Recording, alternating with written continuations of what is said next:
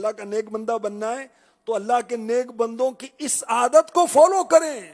اس وقت تک ہم کام نہیں کریں گے جب تک ہمیں پتہ نہ چل جائے شرعن یہ کام درست ہے یا نہیں.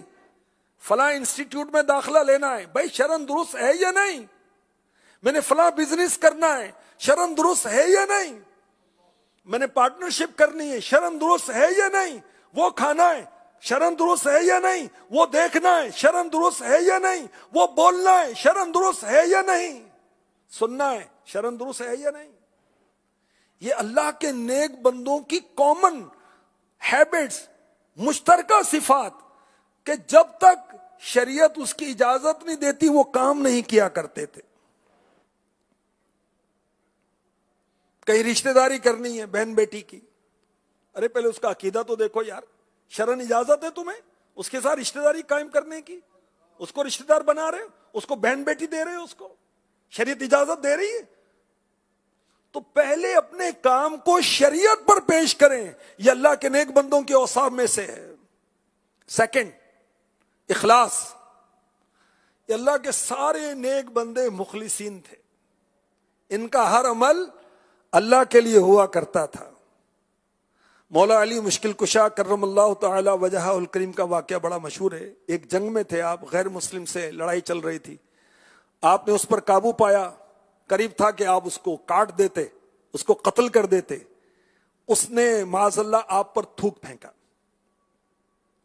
اب بظاہر تو یہ ہونا چاہیے کہ اس کو اور بے دردی کے ساتھ مارا جائے، مگر کیا ہوا؟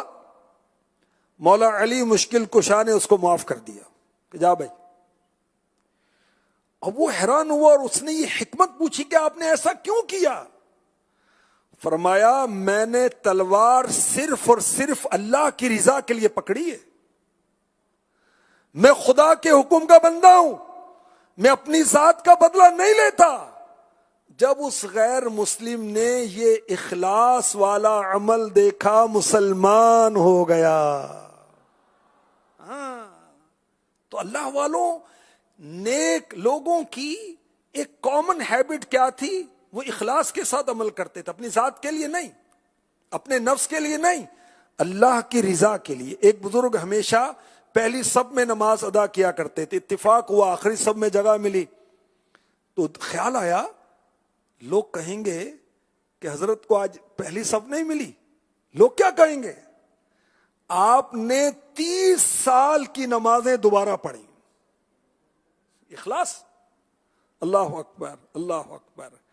آئیے ہم دعا کرتے ہیں پھر. بنا دے مجھے نیک نیکوں کا صدقہ، گناہوں سے ہر دم بچایا الہی. آمین آمین آمین. اللہ والوں کے نیک بندوں کی عادات میں ایک عادت یہ تھی جو کامن تھی. وہ کیا؟ کہ ذاتی دشمنی نہیں رکھتے تھے، ذاتی دشمنی نہیں کرتے تھے. اور اب تو ہم اپنے نفس کے لیے لڑتے ہیں. باپ بیٹے لڑ رہے ہیں، استغفر اللہ. بھائی بھائی لڑ رہے ہیں، بہن بھائی لڑ رہے ہیں، میاں بیوی تو بہت لڑ رہے ہیں. ساس بہو کی جنگیں تو ختم ہی نہیں ہوتی. اور کیوں لڑ رہے ہیں؟ بغض ہے، کینہ ہے، حسد ہے، دنیاوی مال و دولت ہے. تو اللہ والوں کی یہ عادتیں نہیں ہوتی تھی. اللہ کے نیک بندوں کی یہ خصلتیں نہیں ہوتی تھی. ہمارے پیارے پیارے آقا مکی مدنی مصطفیٰ صلی اللہ علیہ وسلم سے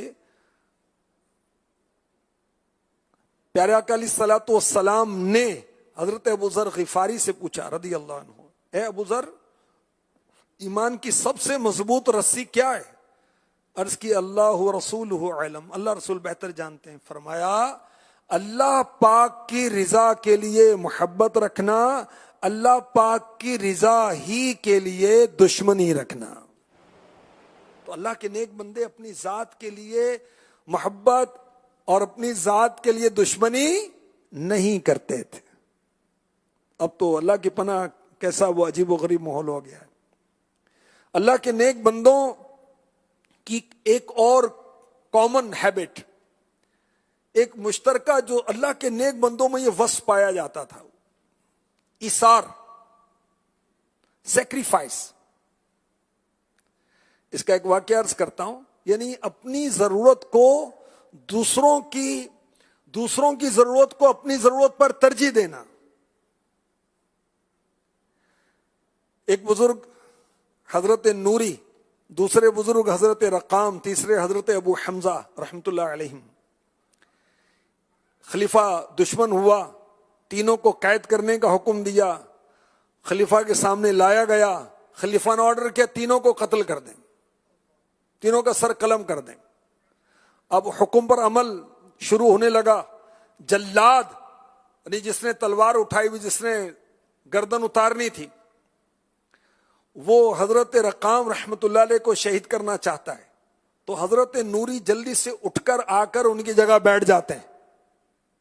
جلاد کہتا ہے شخص تلوار ہے، تلوار کوئی کھیل نہیں ہے.